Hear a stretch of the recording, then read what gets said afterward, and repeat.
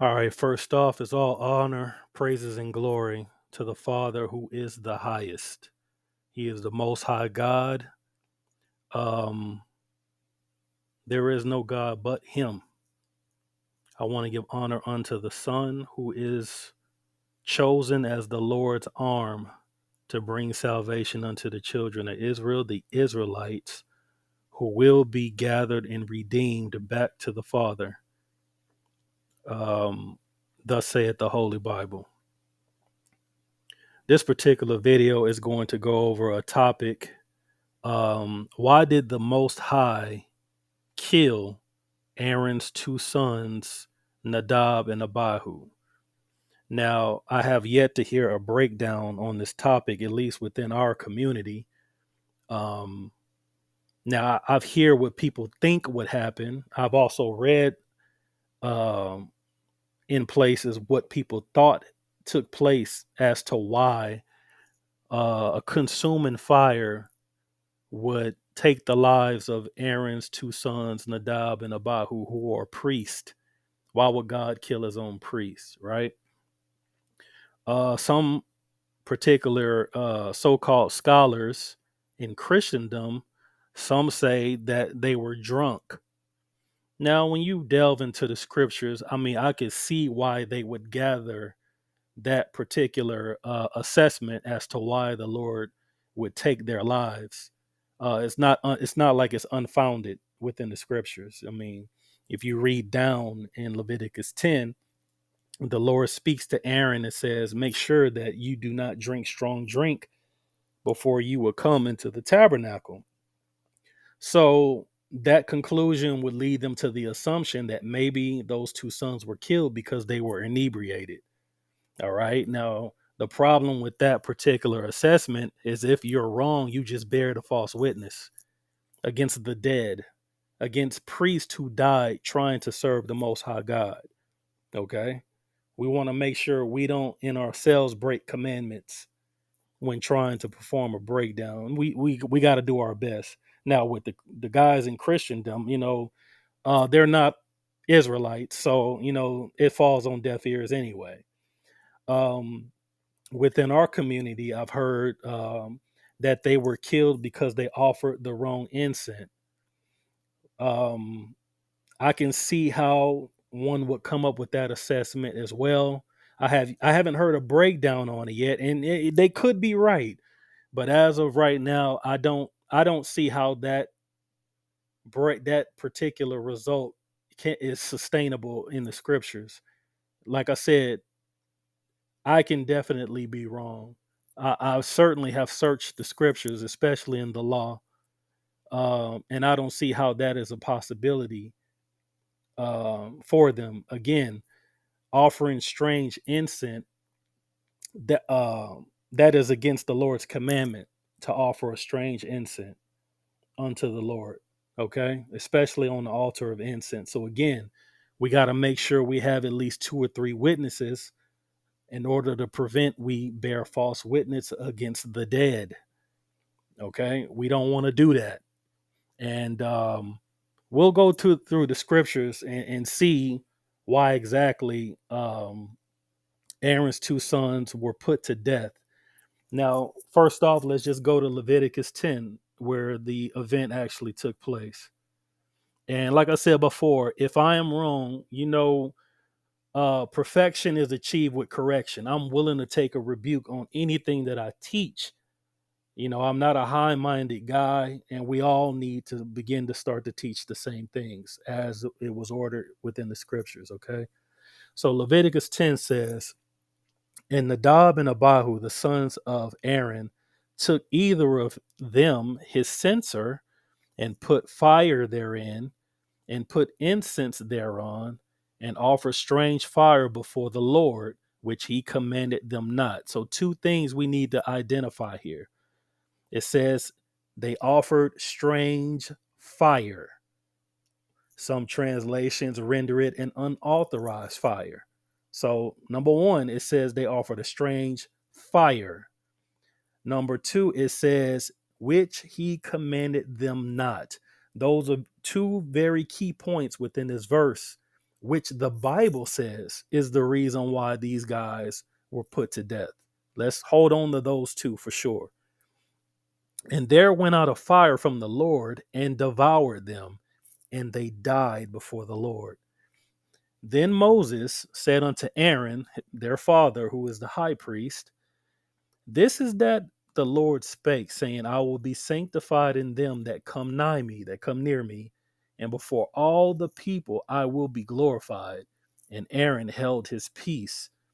So, what exactly did they do to warrant being put to death? Like I said, some scholars suggest that they were drunk, as the Lord told Aaron in verses 9 and 10 of chapter uh, in chapter 10 of Leviticus, to never enter the tabernacle inebriated before the Lord. So I can see how they come to that conclusion. It doesn't mean that that conclusion is valid. And again, some camps and congregations suggest that Aaron's sons burned the wrong incense. In my understanding, they did neither of those things, but they sinned in ignorance. They that overzealousness led them to burn incense and offer it unto the Lord, even though the Lord did not command it. And on top of that, it was an unauthorized fire, as the scripture says.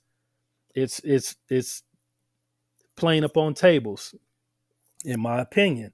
So let's get the ordinances of the altar of incense um, before they even built the Lord's tabernacle. See, the Moses came down with the law, and it was a list of instructions on how to build a tabernacle and how the services would be performed therein.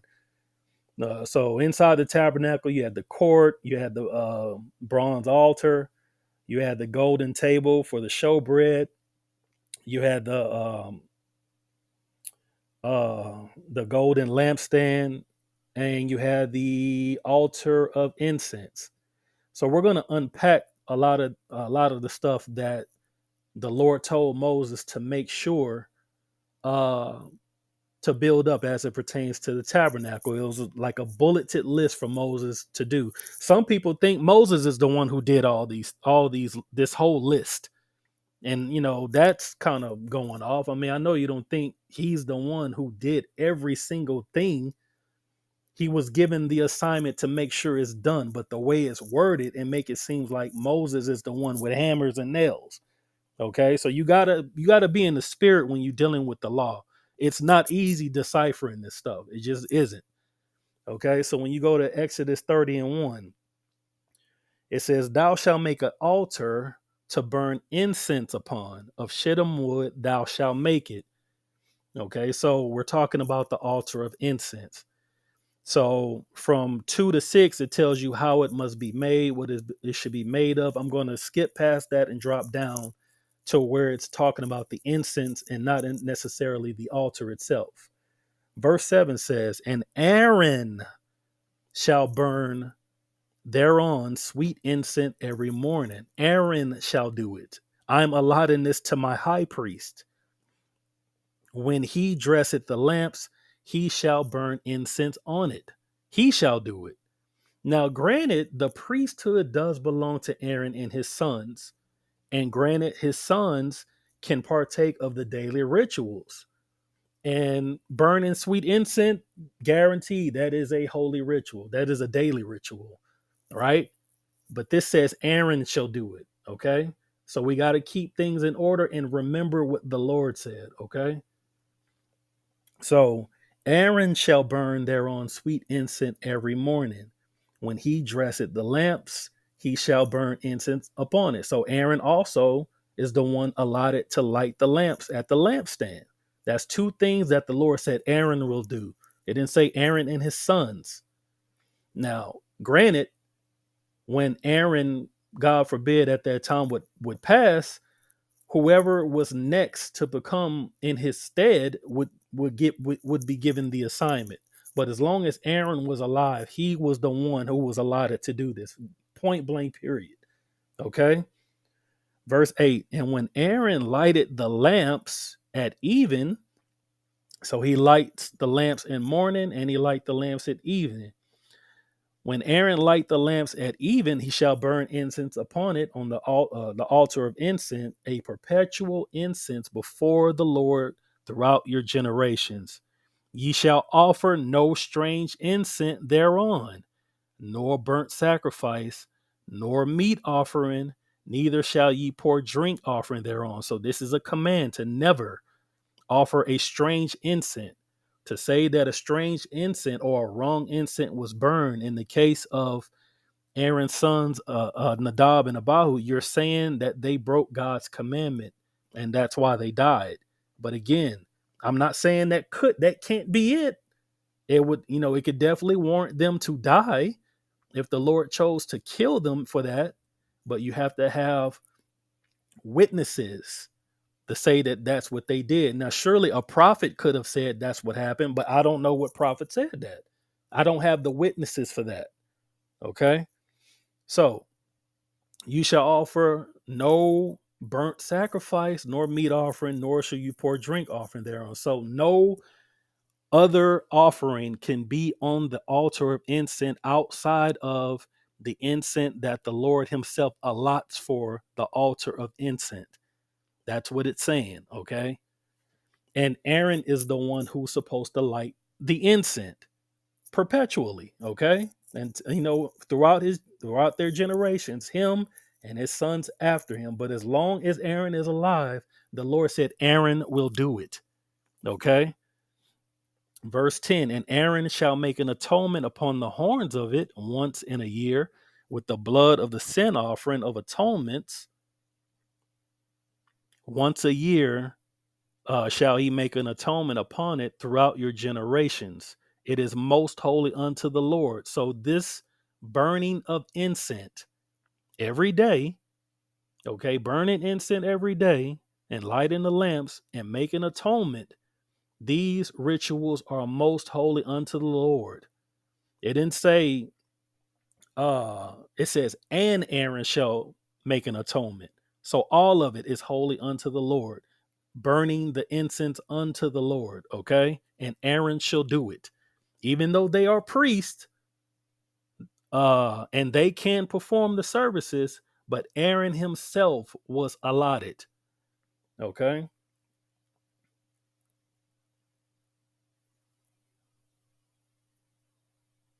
So let's go to verse 34. Now, when you get to verse 34, it's going to tell you about the incense. So let's read. It says, and the Lord said unto Moses, take unto thee sweet spices, stacte, and onycha, and galbanum, these sweet spices with pure frankincense, of each shall there be like a like weight. And thou shalt make it a perfume, a confection after the art of the apothecary, tempered together, pure and holy. And thou shalt beat some of it very small and put of it before the testimony in the tabernacle of the congregation where I will meet with thee.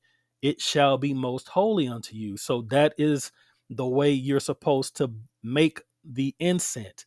It's supposed to be of the sweet spices, stacte, onycha, galbanum, and frankincense, right?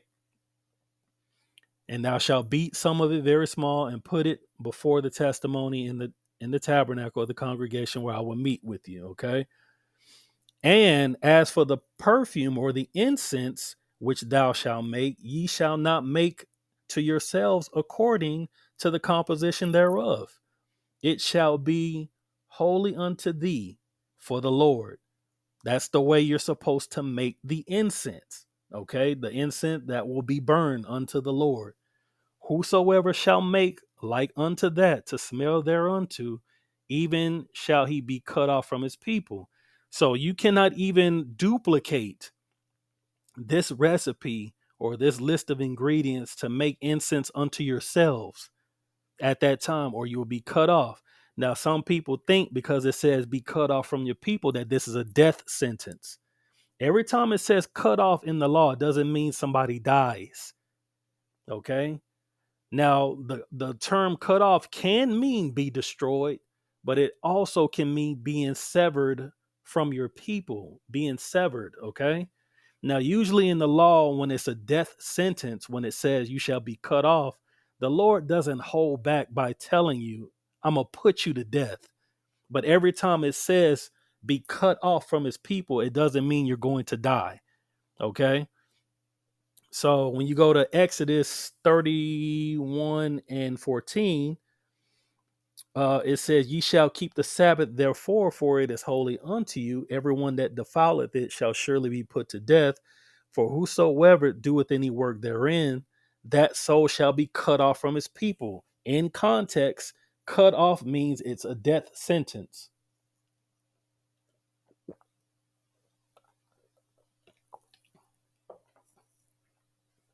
right? To make sure there is no ambiguity, a man was caught picking up sticks on the Sabbath. Now, granted, at that time, it had to be on he had to be doing it on his own accord. He had to be doing it not in ignorance. It's a possibility he could have been out there and not realized that it's a Sabbath. But the reason we know that's impossible because you're in the land and nobody else is doing any work because they're observing the Sabbath, and you're out there picking up sticks. That means you did it because you wanted to. Okay. And that man got put to death. So there's a precedence when you get cut off by death. You have an example. But every time it says cut off, it doesn't mean it's a death sentence.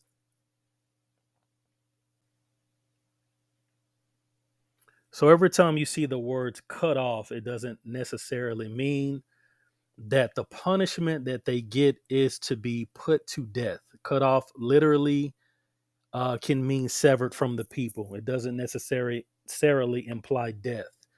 Okay. So it's a precept. Let me go to Leviticus 19 and 5.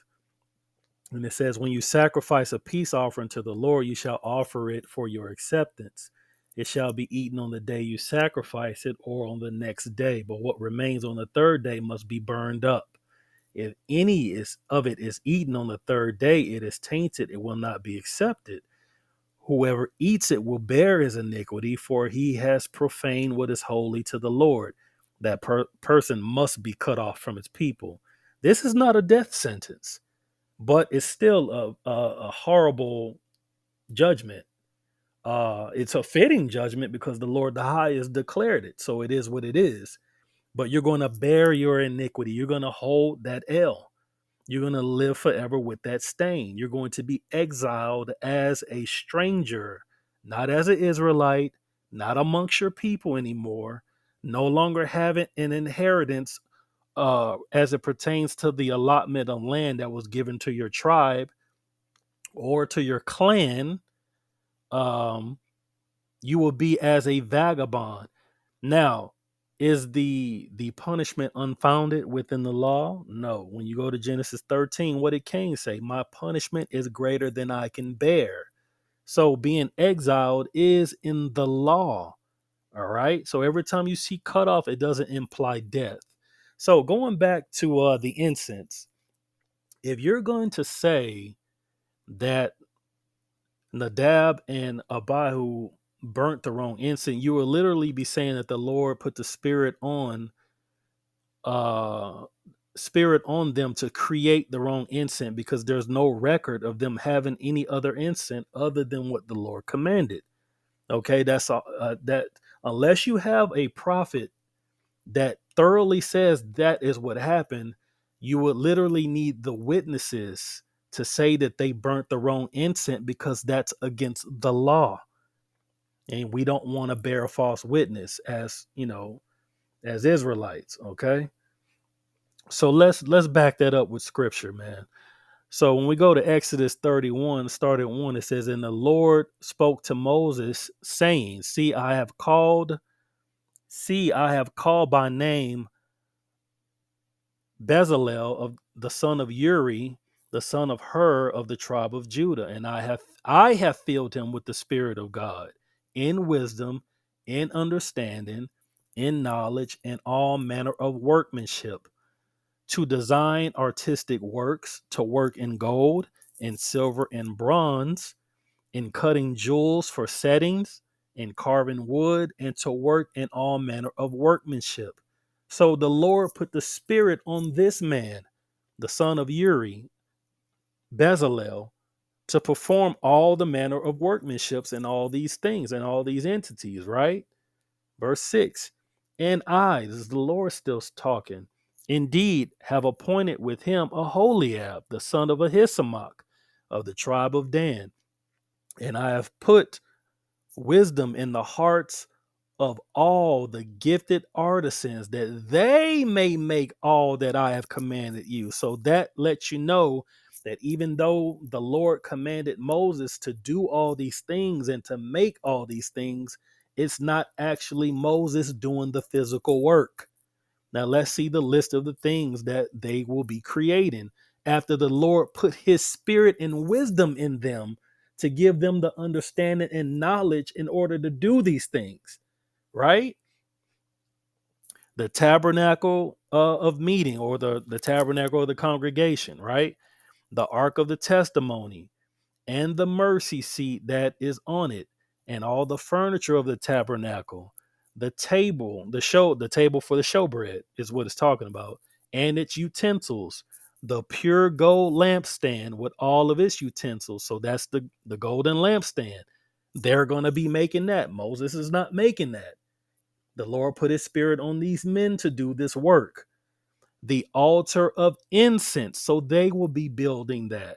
The altar of the burnt offering, the bronze altar with all of its utensils, the laver and its base, the garment of ministry, the holy garments for Aaron the priest and the garment of his sons to minister as priests, the anointing oil and sweet incense for the holy place, according to all I have commanded you. So, in order for you to say that uh, Aaron's sons Nadab and Abihu burnt the wrong incense, you will literally be saying that the Lord put the spirit on these men to make any other incense outside of what the Lord commanded.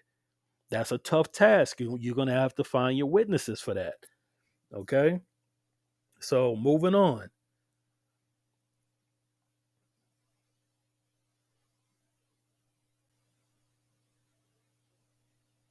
So again, what we covered the altar of the incense, right? And we learned that Aaron, the high priest, alone was elected to light the lamps every morning for the golden lampstand, the golden lampstand, and to burn the sweet incense unto the Lord in the morning and the evening. We also know that he was charged with making an atonement at the incense altar, different than the brazen altar, not the bronze off altar, right? Once a year to atone. So when we get to back to Leviticus 10, the priests, they had just finished their consecration. They were washed, they were arrayed in priest garments when you read Leviticus 8 and 9. But the Lord had not given any command to burn incense in the holy place outside of Aaron. He had not given the statute for it yet. Okay. Also, we know that only Aaron was charged with burning the incense. His sons were not given that task, even though that they're priests. Aaron is a high priest. His sons are priests. Yes, they can do um, the services of God, but with Aaron being selected as a high priest, there are just certain duties that only he can do as it pertains to the priesthood.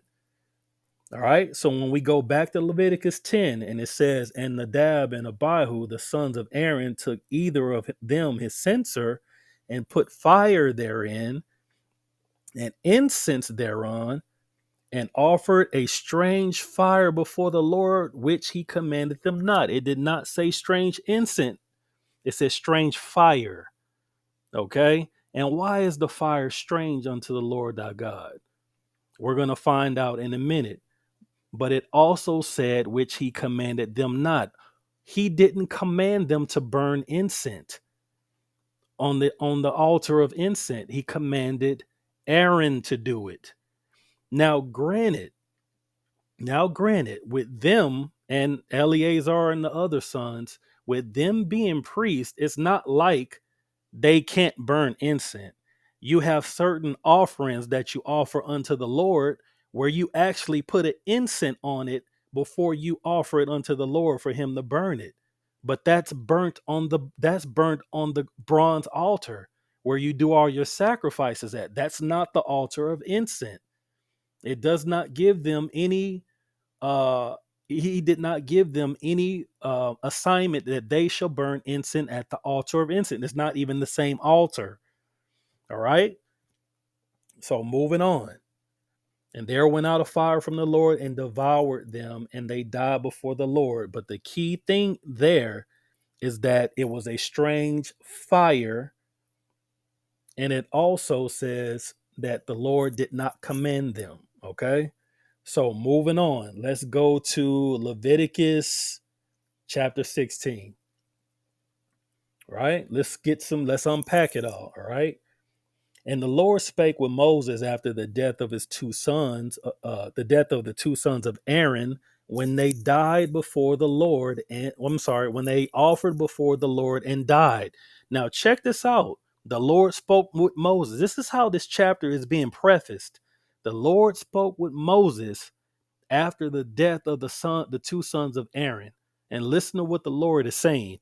Go speak unto thy brother Aaron thy brother, that he come not at all times into the holy place within the veil before the mercy seat which is upon the ark, that he not die. Now it doesn't say that his two sons even remotely even approach the veil. Okay. But this he's outlining a statute that he's about to give to him, so he's able to perform this priestly ritual unto the Lord in a manner that is pleasing unto him. Okay. And the Lord said unto Moses, speak unto Aaron thy brother, that he come not at all times to the holy place within the veil before the mercy seat which is upon the ark, that he not die. For I will appear in the cloud upon the mercy seat.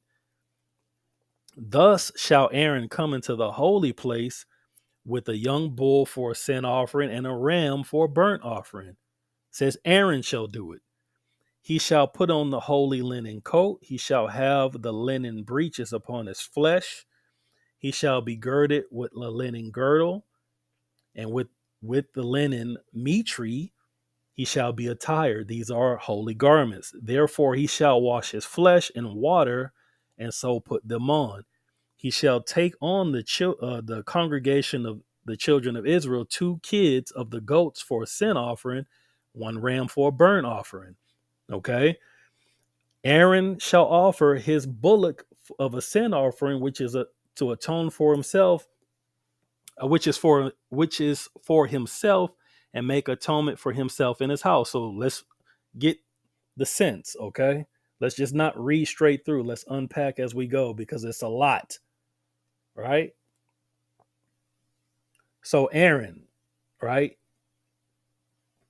He cannot appear before the Lord anytime he want, okay? Because the Lord is going to appear in a cloud upon the mercy seat.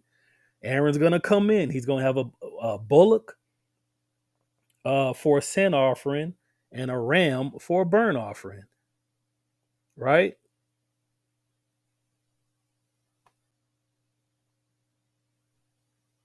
Right? He's going to put on his priestly garments after he washes his flesh. And he shall take of the congregation of the children of Israel 2 kid goats for a sin offering and 1 ram for a burnt offering. He's also going to have a bullock for a sin offering, for which is the atonement for him in his own house. All right. Now, verse 7, he shall take the 2 goats and present before the Lord at the door of the congregation, and Aaron shall cast lots upon the 2 goats. So he's going to make 2 lots in order to distribute these 2 goats for different reasons. He's going to cast lots, right? 1 lot for the Lord and the other lot for the scapegoat. All right. Aaron's shall bring the goat, for which the Lord's lot fell, and offer him for a sin offering. So one of those goats is going to be for a sin offering. But the other goat, other the two kid goats, on which the lot fell to be the scapegoat, shall be presented alive before the Lord. He doesn't die. He's going to make an atonement with him to let go for a scapegoat into the wilderness. So that one goat is going to be left alive. We'll see in a minute why. Verse 11, and when Aaron shall bring the bullock for the sin offering, which is for himself, and shall make an atonement for himself and for his house, he's going to kill the bullock for the sin offering, which is for himself. So that's how he makes atonement for himself and the house of Aaron, right? 12, he shall take a censer. This is the point. He shall take a censer, that's an incense burner, right? Full of burning coals of the fire from the altar before the Lord. So he has to take burning coals from off of the bronze altar before the Lord, right? And his hands full of sweet incense beaten small and bring it within the veil, right? So he's got the burning coals from the authorized fire, the fire that the Lord kindled, the fire that comes from the bronze altar where they offer offerings, and that is the fire that he's using. And he's also has hands full of sweet incense and bringing it within the veil. Okay, I just want to put that on you. And he shall put the incense upon the fire before the Lord, that the cloud of the incense may cover the mercy seat that is upon the testimony, that he not die. Right. And he shall take of the blood of the bullock and sprinkle it with the finger upon the mercy seat, and before the mercy seat he shall sprinkle the blood with his finger 7 times. So let me stop right there. So it's fitting that the Lord spoke with Moses as it pertains to Aaron's sons, because you can't just offer incense every time you want. Number one, the Lord is the one who appoints who burns incense unto him. Okay, and that person is Aaron. Number two, like what we talked about in Leviticus 10, it says it was a strange fire, an unauthorized fire. Well, when we backed it up in Exodus 31, we know it could not have been, emphatically, it could not have been a strange incense, because you would be saying that the Lord put the spirit on them to make any other incense other than what the Lord commanded. Where did they get it from? Where's the record of them having any other incense other than what the Lord put the spirit on these men to create? And number two, it was a strange, like I said before, it was a strange fire. Why? Because there is no record that they got burning coals from the bronze altar, the altar where they actually burn the sacrifices, the authorized fire. That's the fire that the Lord recognizes. So this is what my conclusion is. They did it in ignorance.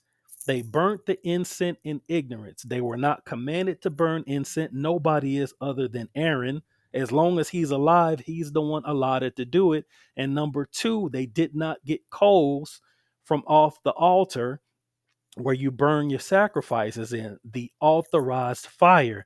Now, granted, I'm not saying they were trying to do the priestly ritual as it pertains to the Day of Atonement. I'm not saying that. I'm saying that they burnt an incense in ignorance, because they have not been given the statute on how to do this in a way that was pleasing to the Lord, and it cost them their lives. That's what I'm getting at. So let me finish. Verse 15. Then he shall kill the goat of the sin offering that is for the people, and bring his blood within the veil, and do with that blood as he did with the blood of the bullock, sprinkle it upon the mercy seat and before the mercy seat. And he shall make atonement for the holy place because of the uncleanliness of the children of Israel, and because of their transgressions and all of their sins. So shall he do for the tabernacle of the congregation. So he's going to do it for the most holy place within the veil, upon the mercy seat, and he's also going to do the same thing in the tabernacle of the congregation, which is outside of the veil, that remaineth among them in the midst of their uncleanliness, right? And there shall be no man in the tabernacle of the congregation when he goeth in to make an atonement in the holy place until he come out and have made an atonement for himself and for his household and for the congregation of Israel. Now, mind you, this is only Aaron that can do this, right? And he shall go out unto the altar that is before the Lord and make an atonement for it, and shall take the blood of the bullock and the blood of the goat and put it upon the horns of the altar round about. And he shall sprinkle of the blood upon it with his finger 7 times, and cleanse it and hallow it from the uncleanliness of the children of Israel. And when he had made an end of reconciling the holy place and the tabernacle of the congregation and the altar, he shall bring the live goat. There goes that live goat. Let's see what's going to happen to it. And Aaron shall lay both his hands upon the head of that live goat, confess over him all the iniquities of the children of Israel, all of their transgressions and all their sins, putting them upon the head of the goat, and shall send him away by the hand of a fit man into the wilderness. And the goat shall bear upon him all their iniquities into the land not inhabited, and he shall let go the goat in the wilderness. And what is actually happening? All the sins of the children of Israel are being put within this goat, and this goat is being let loose in the wilderness in a land that's not inhabited. What's happening here? The Lord is forgiving them. The Lord is forgiving them. They are becoming cleansed through their sacrifices, and all their sins are getting put into this live goat, and the live goat is being let off into the wilderness. The Lord is forgiving them. So anybody that said the law was meant to condemn you, where's the condemnation here? I don't see where the condemnation is if he's forgiving them, right? 23, and Aaron shall come into the tabernacle of the congregation and shall put off the linen garments which he put on when he went into the holy place, and leave them there. He's going to wash his flesh with water in the holy place and put on his garments and come forth and offer his burnt offering. He's going to offer his burnt offering even after he takes the clothes off and washes of clothes. Of course, he got to put it back on. He's a priest, and he's going to offer another offering. But he had to wash first before doing it over again. And the burnt offering of the people to make an atonement for himself and for the people. And the fat of the sin offering he shall burn upon the altar. And the man, it says, and he, but I'm saying, and the man that let go of the goat for the scapegoat shall wash his clothes and bathe his flesh in water after he comes into the camp. And the bullock for the sin offering and the goat for the sin offering, whose blood was brought in to make an atonement in the holy place, shall one carry forth without the camp. They shall burn in their flesh, their skins, their flesh, and their dung. So you burn that outside the camp, right? That's typical for a sin offering. And he that burneth them shall wash his clothes and bathe his flesh in water, and afterward he shall come into the camp. This shall be a statute forever unto you, that in the 7th month, on the 10th day of the month, ye shall afflict your souls and do no work, whether it be one of your own country or a stranger that sojourneth among you. For on that day the priest shall make an atonement for you, and to cleanse you, that you may be clean from all your sins. It shall be a Sabbath of rest unto you, and you shall afflict your souls as by a statute forever. So that is a statute of how you burn incense, of how a high priest burns incense. Now that incense, he didn't burn it and put it on the altar. He burnt it and brought it within the veil to do this priestly ritual. Who did it? Was it Aaron's sons? No, it was Aaron. Did he just put any fire in the censer to burn the incense? No, he used burning coals from the bronze altar, the authorized fire. right? When you read Leviticus 10, it never says that they went. Now, granted, in the Leviticus 10, actually Leviticus 9, they were doing sacrifices. They had just got consecrated. The priest did. They did these sacrifices, and the glory of the Lord showed up, and a burnt offering was consumed by fire. But it never says that Nadab and Abihu went and got burning coals from that altar and put it in the censer. It just says they put fire thereon. And the Lord looked and he recognized, hold on, I didn't authorize that fire. Number two, I didn't authorize you to even burn incense unto me. And they got killed. You understand? So I'm just trying to make it in a way that is uh you can understand it. All right. Let me finish this out. It says, and he shall make atonement for the holy sanctuary. He shall make an atonement. I'm sorry. Verse 32, and the priest whom he shall anoint and whom shall consecrate to minister in the priest office in his father's stead shall make an atonement, put on the linen clothes, even the holy garments, and he shall make an atonement for the holy sanctuary. He shall make an atonement for the tabernacle of the congregation and for the altar. He shall make an atonement for the priests and all the people. This shall be an everlasting statute unto you to make an atonement for the children of Israel for all their sins once a year. Now, granted, that's for anybody of the line of Moses who is consecrated as the next high priest after Moses is no longer on the earth. That's what it means in his father's place. As long as his father is alive, he is the one that's been allotted to burn incense unto the Lord, whether it's burning the incense on the altar in the morning and the evening every day, or burning the incense during the priestly ritual during the Day of Atonement. Now let's back this, okay? Let's back this understanding, okay? These guys, in my understanding, they died because they were overzealous and they tried to do one of the duties that was allotted to their fathers. Now, granted, like I said before, they are priests. They can do priestly duties. Okay. And one of the priestly duties is lighting the lampstand every day. And granted, the duty for lighting the lampstand is for Aaron and his sons throughout their generations.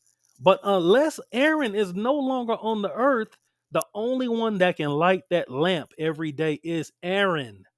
The only one that can light that incense every day is Aaron. So let's continue. Let's go to number 16. Right? Number 16. So in number 16, okay, let's just read it. Now Korah, the son of Ithzar, the son of Kohath, the son of Levi. Okay, he's a Levite, and Dathan, as most people say, and Abiram, the son of Eliab, and On, the son of Pelet, the sons of Reuben, took men. So they took men, right? And they rose up before Moses with some of the children of Israel, 250 leaders of the congregation, representatives of the congregation, men of renown. So they took 250 guys along with them, 250 Israelites, um, representatives, men of renown. These are well-known guys of stature within the community.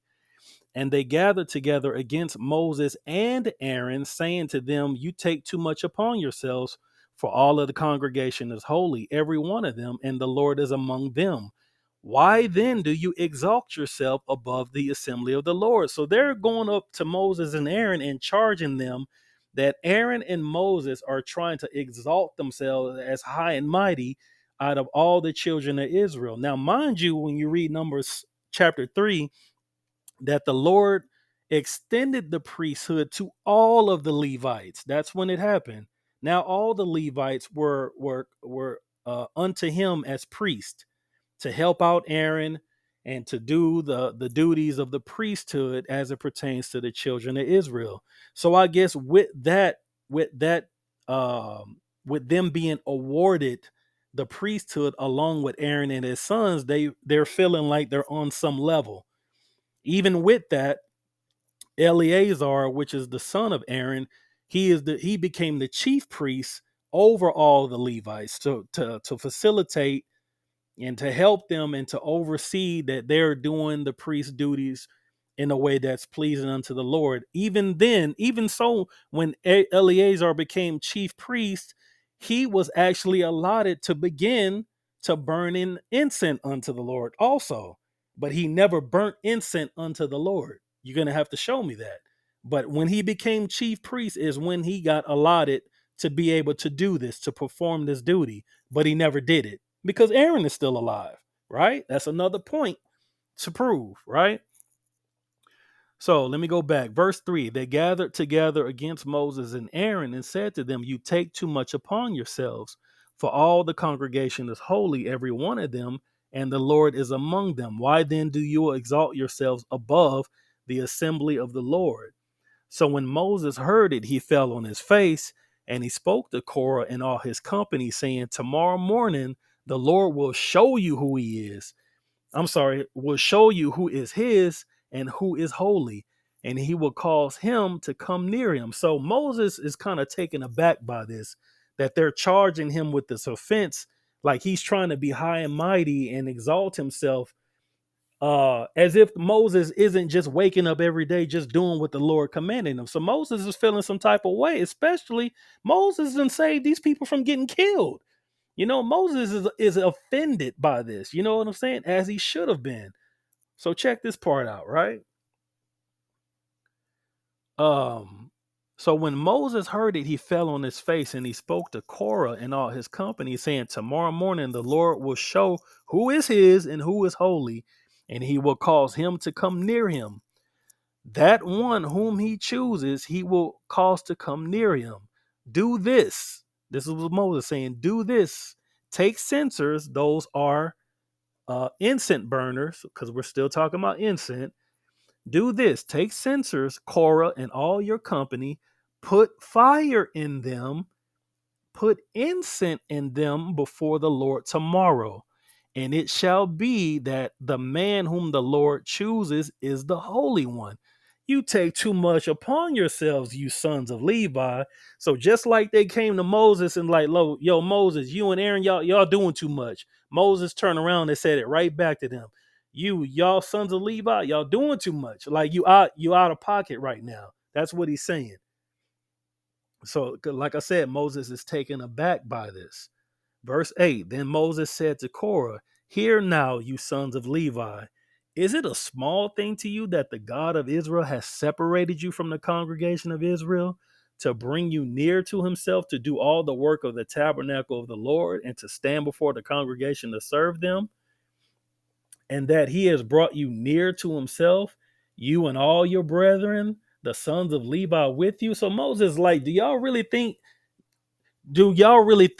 the duty that was allotted to y'all is a small thing? The Lord separated you from all of the children of Israel, from all the tribes: Reuben, Issachar, Dan, Naphtali, Simeon, Manasseh, and on and on. The Lord chose you, and he chose you to be able to come near unto him. Not everybody can do that. The person that come near to the Lord and the Lord did not allot that man gets put to death. The Lord said he chose you to do that. You think that's a small thing? Are y'all acting like y'all don't have enough? You know what I'm saying? That doesn't suffice you? You think that's a small thing? That's what Moses is saying, right? And are you seeking the priesthood also? He's like, so what was allotted to you? That's minimal to you, huh? Now you want the priesthood too? You want to be sons of Aaron? So, keep following along. Therefore, you and all your company are gathered together against the Lord. You're not gathered against me. Y'all trying to charge us up. You actually coming against the Most High, the power. That's what Moses is telling them, right? And what is Aaron that you complain against him? He's like, man, what is Aaron that you got a ought with him? What is Aaron? This man lost two of his sons doing this work. trying to do this to the best of his ability. And they got put to death. Why are y'all charging up Aaron? Right? That's what Moses is saying. So, like I said, Moses is hot right now. Verse 12. And Moses sent to call Dathan and Abiram, the sons of Eliab, but they said, we will not come up. Is it a small thing that you have brought us out of the land flowing with milk and honey to kill us in the wilderness, that you should keep acting like a prince over us? So Dathan is just foul. Dathan is just really, he being sarcastic. He hit him back with it. Is it a light thing? And not only that, he's saying you brought us from the land flowing with milk and honey. So Dathan is saying you brought us. He's calling Egypt the land flowing with milk and honey. That's wild, bro. That's wild. So he really charging Moses up like, you promised us that we would go into the land of flowing with milk and honey, but you brought us out of the land of flowing with milk and honey, and you brought us out in the wilderness, and now you're trying to lord over us like you're our king. That's what Dathan or Dathan is charging Moses with. That's wild. Keep listening, right? Moreover, you have not brought us into the land flowing with milk and honey, nor given us inheritance of fields or vineyards. Will you put out the eyes of these men? We will not come up. So Dathan is just went left. Verse 15. Then Moses was very angry and said to the Lord, do not respect their offering. I have not taken one donkey from them, nor have I hurt one of them. Right? That's what the Lord. So now Moses took the matter to the Father, the highest. And I think he did so. Me personally, I don't think he know exactly what he was doing when he did this, because it's about to get real graphic. And if you got if you this stuff will bother you, I would tell you to turn the video off now. Okay? Then Moses was very angry and said to the Lord, do not respect their offering. I have not taken one donkey from them, nor have I hurt one of them. And Moses said to Korah, tomorrow you and all your company be present before the Lord, and they as well as Aaron. Let each take his censer, which is the incense burner, put incense in it, and each of you bring his incense before the Lord. 250 censers, both you and Aaron, each with his censer. And every man took his censer, put fire in it, laid incense on it, and stood at the door of the tabernacle of meeting with Aaron and Moses. And Korah gathered all the congregation against them at the door of the tabernacle of meeting. Bro, so he told them, bring you and 250 men that y'all arose against me, bring your censers, put fire in it, put incense, and we gonna see who the Lord chooses as holy, right? Then Korah went and gathered all the congregation. So he want to show out. He went and got all the like, we gonna see who, like, he really putting the nuns and tens on it. He telling all them, we gonna all come. All y'all need to come to the door of the tabernacle. We gonna with us Levites. We gonna have 250 us with Dathan and everybody. If they show up, we're gonna have our censers, and Aaron is gonna have his censers, and we're gonna see who's holy amongst us when all of us is holy. Let's see what happens. Let's see what the Lord gonna do. We gonna see who really calling the shots around here. That's literally what Korah was doing when it says, and Korah gathered all the congregation against them at the door of the tabernacle of meeting. Then the glory of the Lord appeared to all the congregation. And the Lord spoke to Moses and Aaron, saying, separate yourselves from amongst this congregation, that I may consume them in a moment. So the Lord, like, look, I don't know who you think I am. Like, Moses is moving on his own accord, but I'm about to sort you guys out in a heartbeat, because I'm the one that run it. That's literally what the Lord's saying to Moses. Then they fell on their faces. So obviously, this is Moses and Aaron seeing that the wrath of the Lord is on them. And they scared. And you know how Moses loved his people, man. So they fell on their faces and said, oh God, the God of the spirits of all flesh, shall one man sin and you be angry with all the congregation?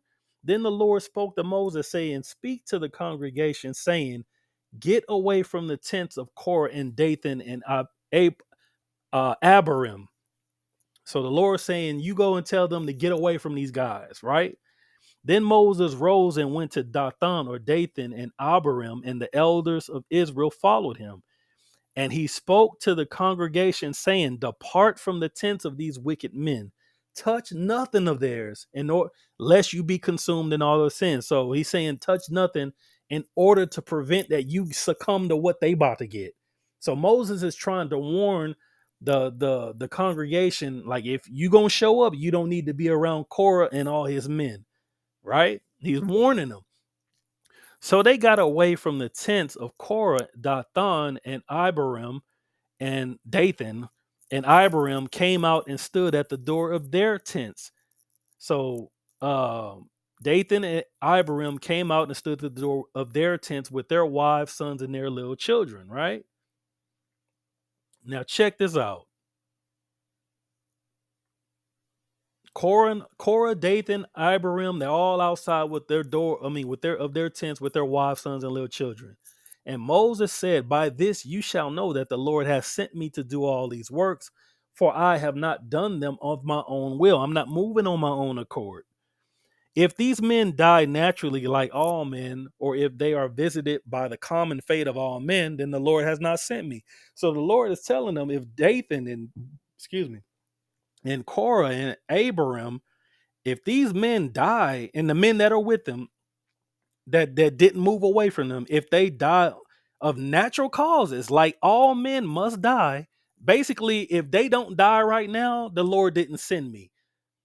All right.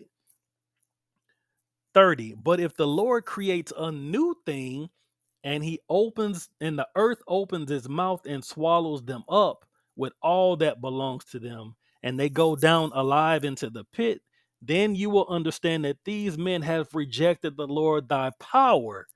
Verse 31. And it came to pass, as he's finished speaking all these words, that the ground split apart under them, and the earth opened its mouth and swallowed them up with their households and all the men that were with Korah with all their goods.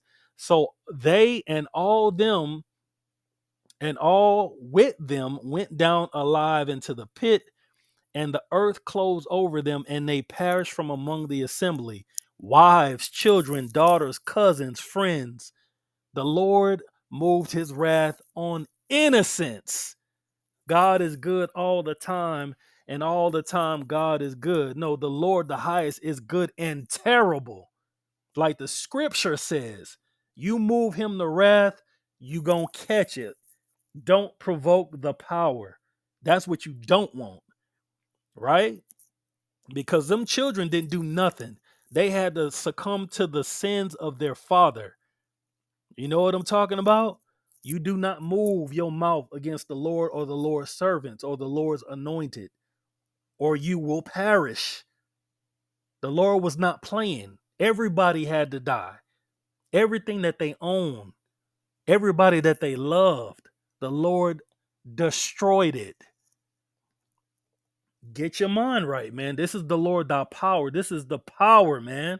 This is God, the only. The Lord our God is one. 34. Then all Israel who were around them fled at their cry, for they said, Lest the earth swallow us up also. So all the people that were around, they trying to like, hey, if we don't move around, the earth is gonna swallow us up too. Now check this out. And a fire came from the Lord and consumed 250 men who were offering incense. So all those people, all those Levites who offer incense got put to death. You cannot offer incense or burn incense at your own risk. You cannot do that. That position is allotted to Aaron. Aaron. That's his lot. Period.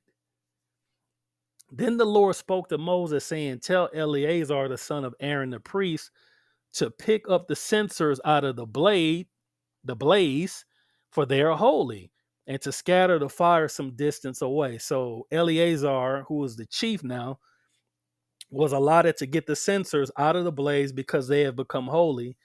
And now the censors of these men who sin against their own soul that cost them their lives, let them be made into hammered plates as a covering for the altar, because they presented them before the Lord, therefore they are holy.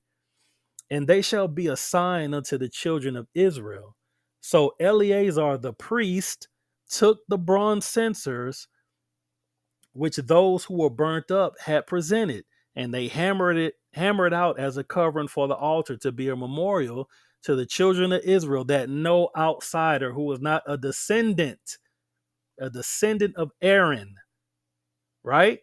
You had to be of his loins, should not come near to offer incense before the Lord, that he might not become like Korah and his companions, just as the Lord said to him through Moses. Let that be a lesson. You have to be through the line of Aaron. And number two, Aaron has to not be there. As long as Aaron there, that is his lot. As it says in Exodus 30, Aaron's gonna light the lampstand. Aaron's going to burn the sweet incense. It didn't say Aaron and his sons. It didn't say the Levites. All right. Everybody, you just can't go burning incense unto the Lord. Okay. Now check this out. It gets much deeper. All right. And I'm gonna prove all of this. I'm gonna prove everything that's coming out my mouth. All right. And I'll welcome any retort, but you know how it is. I need it to be scholarly, okay, and with precepts to prove your points. Now, on the next day, all the congregation of the children of Israel complained against Moses and Aaron, saying, "You have killed the people of the Lord." Now it happened when the congregation had gathered against Moses and Aaron that they turned toward the tabernacle of meeting, and suddenly a cloud covered it, and the glory of the Lord appeared. So now the children of Israel are complaining because they're saying, "Oh, you got God, you got the Most High to kill all these people, over 250 people." You know what I'm saying? Along with Korah and Dathan and them. So they're again charging up Moses with this. And now the Lord the highest caught wind of it. Check this out, right? And the glory of the Lord appeared. Then Moses and Aaron came before the tabernacle of meeting. They already knew what time it is. They already knew the Lord was furious because the glory of the Lord appeared out of nowhere. They didn't burn no offerings and nothing like that. The Lord heard it and like, oh no, y'all still ain't got the point. Y'all ain't got the picture yet. Okay, I got to show you again, basically. And the Lord spoke to Moses, saying, "Get away from among the congregation, that I may consume them in a moment." I'm about to sort them out one more time. So you need to get away from them right now. Right? And they fell on their faces. Again, Moses and Aaron. Why? Because they loved their people. And listen to what Moses is telling Aaron. So Moses said to Aaron, "Take a censer, put fire in it from the altar, the authorized fire, not the strange fire. The authorized fire is the one the Lord put there. The fire from the altar, the Lord's fire, the recognized fire, not the strange. That's the authorized fire, okay?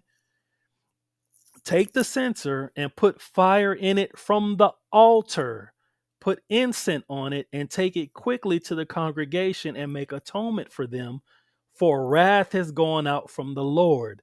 The plague has begun." And Aaron took it as Moses commanded and ran in the midst of the assembly. And already the plague had begun among the people. So he put in the incense and made an atonement for the people, and he stood between the dead and the living, so the plague was stopped. Now those who died in the plague were 14,700, besides those who died in the Korah incident. So Aaron returned to Moses at the door of the tabernacle of meeting, for the plague has stopped. So what did it take for the Lord to to take back his wrath? He had to go and get incense and put a recognizable fire in it, the Lord's fire. Why didn't Moses go get the incense and burn it? Because burning incense unto the Lord is Aaron's lot.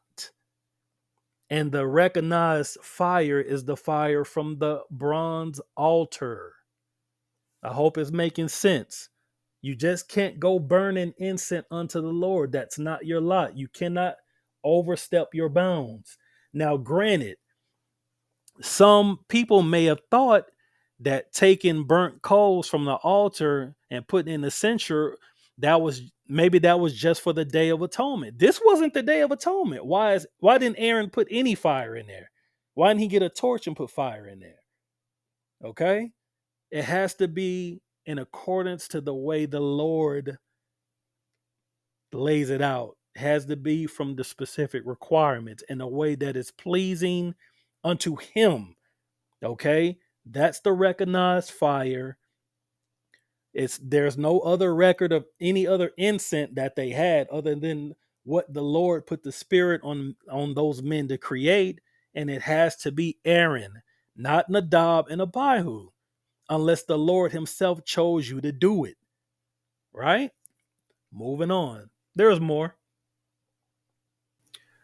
So let's go to Sirach real quick. Let's back some of this stuff up to give the sense. So this is Sirach 45, and the context is God. It's talking about the Most High and His wondrous works. So let's drop down. You can start on chapter 44, but I don't need all that. I'm going right to the point. Right? 45 and 5.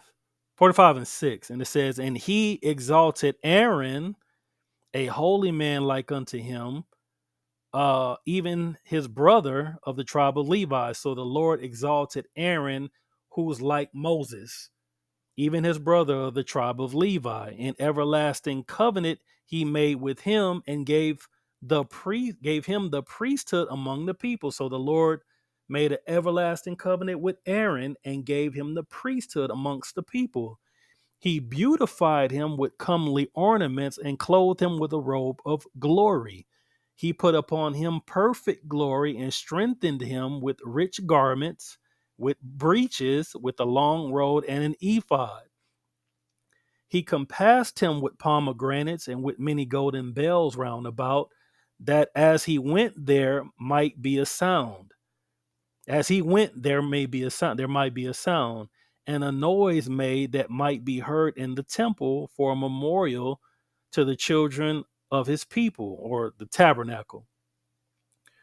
With a holy garment with gold, blue silk, and purple, the work of the embroiderer, with the breastplate of judgment, with the Urim and Thummim, with twisted scarlet, the work of a cunning workman, with precious stones graven like seals and set in gold, the work of the jeweler, and with a writing engraved for a memorial after the number of the tribes of Israel. Check this out. And he set a crown of gold upon the mitre, wherein was engraved holiness, an ornament of honor, a costly work, desires of the eyes, goodly and beautiful. Before him there were none such, neither did any stranger put them on, but only his children and his children's children perpetually. Their sacrifices shall be wholly consumed every day, twice continually. And that's to cut any Christian that thinks only offerings were sin offerings. That I don't even know why y'all still even think that still. That means y'all just don't read at all. You just don't even care. Verse 15, Moses consecrated him and anointed him with holy oil. This was appointed unto him by an everlasting covenant, and to his seed, so long as the heavens should remain, that they shall minister unto him and execute the office of the priesthood and bless the people. Now, check this out. This is the point. He chose him, God chose Aaron out of all men living to offer sacrifices to the Lord, incense, and a sweet savor for a memorial to make reconciliation for his people. So there it is. The Lord chose Aaron out of all men living to burn incense unto him. Okay? and a sweet savor for a memorial to make reconciliation for his people. So that means it was allotted to Aaron. Burning incense unto the Lord is Aaron's lot. Like I said before, Aaron's sons are priests, and there are certain duties where they are burning incense. Like, I forget which offering it is where you actually add incense onto the offering before you offer it on the altar. But that's not the altar of incense. That's the bronze altar, which the Lord is going to consume with fire. So that is a totally different priestly ritual. You cannot, I don't believe you can go in this book and show anybody burning altar on the incense, on the altar of incense, or going inside the veil and offering incense unto the Lord during the Day of Atonement. Right? You're not going to be able to find that. You're not going to be able to find anybody lighting the lampstand outside of Aaron. You're just not going to be doing. Like I said before, even Eleazar was allotted to burn sweet incense. Show me where he actually burnt sweet incense. I'd love to see it. You know what I'm saying? Help me if I'm going off. Right? So when you go to when you go to when you go to Exodus 40, and it's basically saying all, it gives the list of all the things that the Most High commanded Moses to do, and then it shows all the stuff that he actually did, him fulfilling what the Lord asked him to do. It's written in a way where it makes it seem like Moses did it by himself. But that's just the way it's written. You have to read all of Exodus, or at least from Exodus, I don't know, maybe like start at 28 all the way through 40, and you'll get the sense. Like I alluded to before when I went to Exodus 31, um, where it says the Lord put the spirit on these men to build everything that the Lord commanded Moses to make, right? But when you go to Exodus 27, let's go to where you're building the bronze altar. It says, and thou shalt make an altar of shittim wood, 5 cubits long. The altar shall be 4 square. He's telling Moses to do all these things. It doesn't mean that Moses actually is the one who did it. So when you go to Exodus 40, right? When you go back to Exodus 40, this is the only place where you will see um, somebody at this time burning incense unto the Lord, as it's written. It says in Exodus 40 and 27, and he burnt sweet incense thereon as the Lord commanded Moses. Now, did the Lord burn? I'm sorry. Now, did Moses burn incense unto the Lord? Because that's what was written. Or did, when you read all of chapter 40, it's like a bulleted list of the things that he commanded Moses to do. And then it ends with all the stuff that Moses brought to fruition. It's not saying, when you read it in context, that Moses labored and did every one of these things. It's literally God saying, this is what I need done. And, I need you to facilitate this. It's not saying that Moses is actually swinging hammers. So when you get down to Exodus 40 and 27, and it says, and he built and he burnt sweet incense thereon, excuse me, as the Lord commanded Moses. We know burning incense is a priestly job. We know that's a priestly job. We know that job was allotted to Aaron. We can read that in Exodus 30. We know that in Sirach says that the Lord chose Aaron out of all men living to burn incense unto him.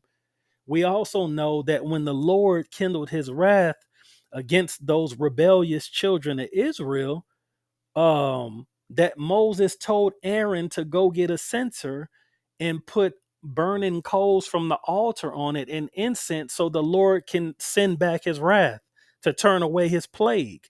If anybody, or if even if Moses could burn incense unto the Lord at his own discretion, why didn't Moses go get the censer and fill it with coals, and he do it himself? right? So it all depends. You have to get the context and you have to understand how it's written. Chapter 40 is a bulleted list of the things commanded to Moses and the things that got done under his watch. Okay. Now, of course, some of it he did. I'm not going to say he just sat back and did nothing. Of course, he anointed the priest. I'm not saying he didn't do any of that. But when it says he lighted the lamps before the Lord as the Lord commanded Moses, we know that Moses could not have lit those lamps because that is what Aaron's job is. That belongs to Aaron, right? That belongs to Aaron. So that is the only place you're going to see this. Now let's put it in simple form, right? Let's say David Weekly Homes. This is a big time developer. He develops houses, condominiums, or whatever. So he sees an allotment of land, and he rears up several subdivisions full of 2-story and 3-story houses. So he gets accredited for rearing up these houses and developing this land. But did David Weekly actually go out there and put hammer to nail and build these houses? No, Tyrone, Pablo, and Mario did that. Let's keep it all the way a buck. You know what I'm saying? It's the same thing in microcosm. Well, in a nutshell. Let me just say it like that. All right. Here's another thing. They always, especially Christians, accredit Christ for building everything. But what did the Lord say? The Lord said, I stretched out the heavens alone. I built everything thereof by myself. So the Lord is the one who gets the credit. I say that all the time. I don't think people get it. You give all how do you say all honor, praises and glory unto the Father if you're sharing his glory? I'm not sharing the Lord's glory with nobody. All honor belongs to the Father who is the highest. And that literally mirrors exactly how Christ worshiped.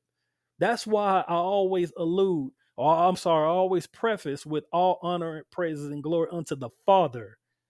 The Lord our God is one, and only him shall you serve. Right? Uh so that's that. You know what I'm saying? So hopefully in this video I done laid out who gets to burn the incense. You would need to show anybody outside of Moses, not Moses, anybody outside of Aaron burning incense. Now, of course, like I said before, of course, it's allotted to his descendants, but as long as he's alive, he's the one that does it, just like he is the one who does the priestly ritual with incense on the Day of Atonement. It is done by Aaron. So when it comes time to light the incense, the incense on the altar incense, it's Aaron the one that's doing it. That's his lot. When it comes time to lighting the lamps in the morning and the evening, it's Aaron's lot. Okay, this is his job.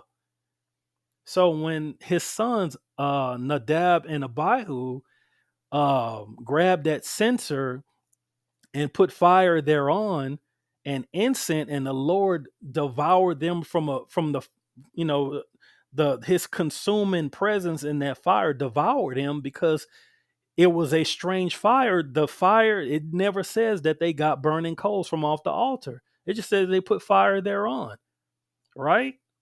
And it also says he commanded them not.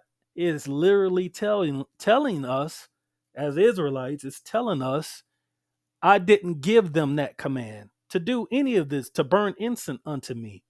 That's Aaron's lot.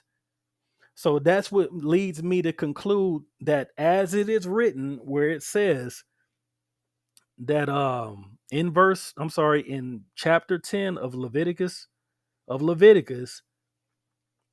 and it says um they offered a strange fire before the Lord, which he commanded not. That's exactly why they died. The Lord didn't recognize that fire because it wasn't from the altar. Number two, he commanded them not because it was Aaron's lot. And there went out a fire from the Lord because his glory was already there, and it devoured them and they died before the Lord. So when you go down to Leviticus 16, the Lord talks to Moses and basically like, hey, look, make sure when you do these priestly duties that you do it in accordance the way I say it, in accordance to the way that I laid it out, because that's why these sons died, and that's why I wouldn't let them mourn, because I already opened my mouth. I already said this is Aaron's job, right? You make sure you listen to when the Lord is doing the talking. That's what it's talking about. That's Aaron's job, just like lighting the lamps is Aaron's job. Let's back that, because I keep saying it, but I haven't showed it. Um, let me get that in Exodus. So that would be Exodus chapter 30 again, just to hammer the point. We began here, we'll leave on the same accord. Exodus 30 and 7. And Aaron shall burn sweet incense every morning when he dresseth the lamps, and he shall burn incense on it. And when Aaron lighted the lamps at even, he shall burn incense upon it. This is talking about the altar of incense, but it's talking about he'll do it after he light the lamps at the lampstand, at the golden lampstand. And Aaron will light the lamps at even, and he shall burn the incense upon it, a perpetual incense before the Lord throughout your generations. Aaron shall do it.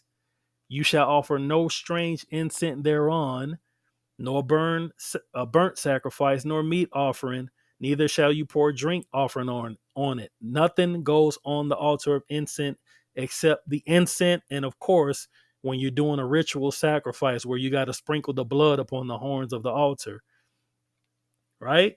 So Aaron lights the lamps. Let's back that with another precept, and we're going to conclude with that. Leviticus 24 says, then the Lord spoke to Moses, saying, command the children of Israel that they bring to you pure oil of pressed olives for the light, to make the lamps burn continually outside the veil of the testimony in the tabernacle of meeting. Aaron shall be in charge of it from evening to morning before the Lord continually. It shall be a statute forever in your generations. He shall be in charge of the lamps on the pure gold lampstand before the Lord continually.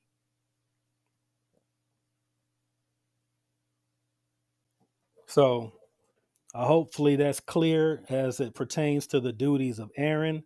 I mean, just because it's written that like Moses lit the lamps, it don't mean he did the work. It was a bulleted list basically in chapter 40 that these are the things that he got done. Some of it he was actually in charge of doing, like anointing the priests, washing them, putting the garments on them, and this, that, and the third.